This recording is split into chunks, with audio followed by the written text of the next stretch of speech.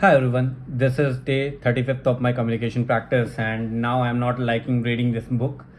Not because I am bored, it is because that I'm not finding time to make videos. Like, I'm very tired when I come back from work, and it is getting difficult to understand because this is very technical, and at the end of the day, it is getting exhausting, and I'm not able to feel what I'm reading.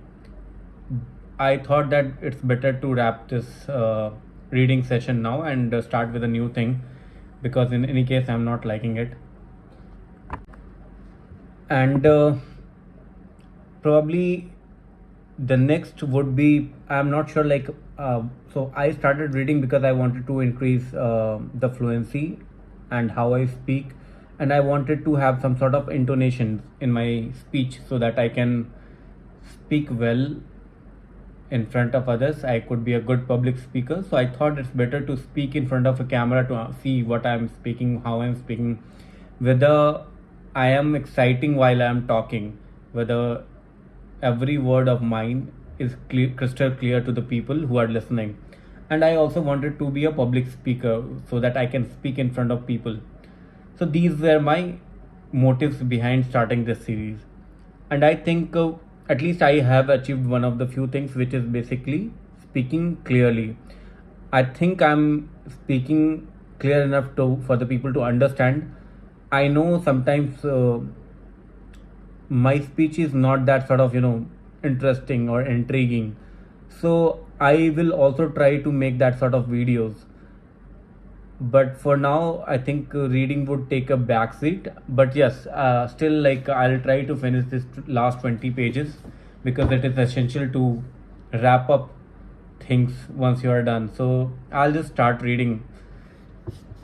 The collective neurosis. Every age has its own collective neurosis, and every age needs its own psychotherapy to cope with it. The existential vacuum, which is the mass neurosis of the present time, can be described as a private and personal form of nihilism. For nihilism can be defined as the contention that being has no meaning. As for psychotherapy, however, it will never be able to cope with this state of affairs on a mass scale if it does not keep itself free from the impact and influence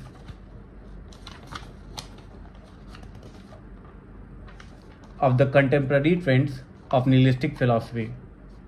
Otherwise, it represents a symptom of the mass neurosis rather than its possible cure. Psychotherapy would not only reflect a nihilistic philosophy but also, even though unwillingly and unwittingly, transmit to the patient with what is actually a caricature rather than a true picture of man. First of all, there is danger inherent in the teaching of the man's nothing butness. The theory that man is nothing but the result of biological, psychological, and sociological conditions or the product of heredity and environment. Such a view of man makes neurotic believe that he is prone to believe anyway, namely that he is pawn and victim of outer influences and or inner circumstances. This neurotic fatalism is fostered and strengthened by a psychotherapy which denies that man is free. To be sure, a human being is a finite thing and his freedom is restricted. It is not freedom from conditions, but it is freedom to take stand towards the condition.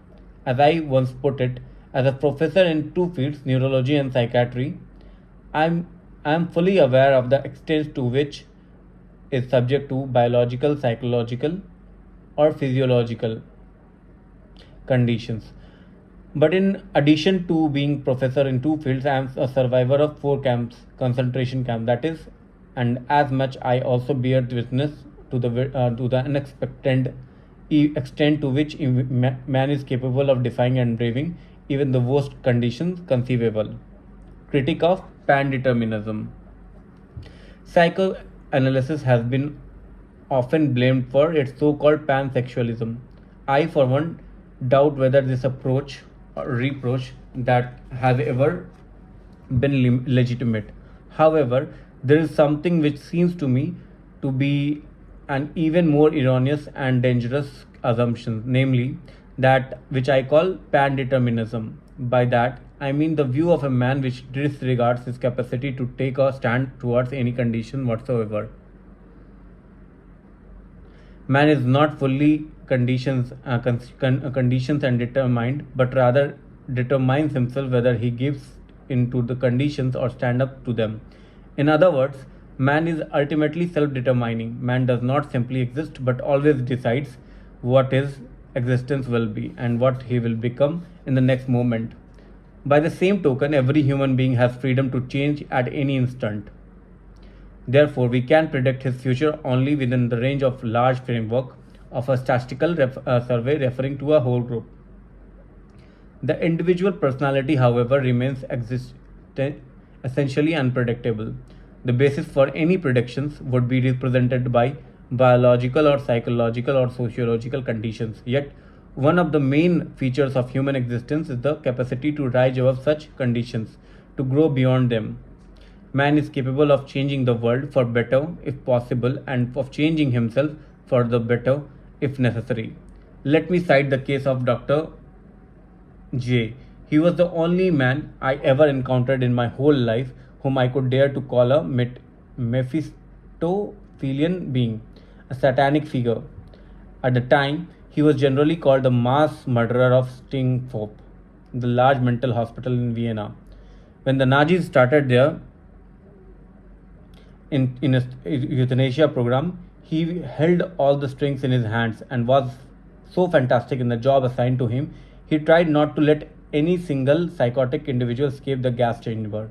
After the war, when I came back to Vienna, I asked what happened to Dr. J.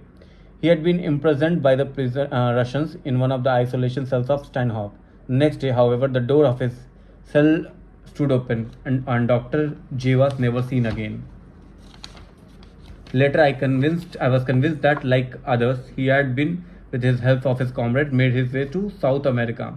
More recently, however, I was consulted by a former Austrian diplomat who had been imprisoned behind the Iron Curtain for many years, first in Siberia and then in the famous Lubyanka prison in Moscow. While I was examining him neurologically, he suddenly asked me whether I happened to know Dr. J. After my affirmative reply, he continued, I made his acquaintance in Lubyanka. There he died at about the age of 40 from cancer of the urinary bladder. Before he died, however, he showed himself to be the best comrade you can imagine. He gave consolation to everybody. He lived up to the highest conceivable moral standard. He was the best friend I ever met during my long prison years in prison. That is the story of Dr. J, the mass murderer of Steinhof. How can we dare to predict the behavior of man? We may predict the movement of a machine, of an automation more than this. We may even try to predict the mechanisms or dynamism of the human psyche as well. But man is more than psyche. Freedom, however, is not the last word. Freedom is the only part of the story and the half-truth. Freedom is but the negative impact of the whole phenomenon whose positive aspect is responsibleness.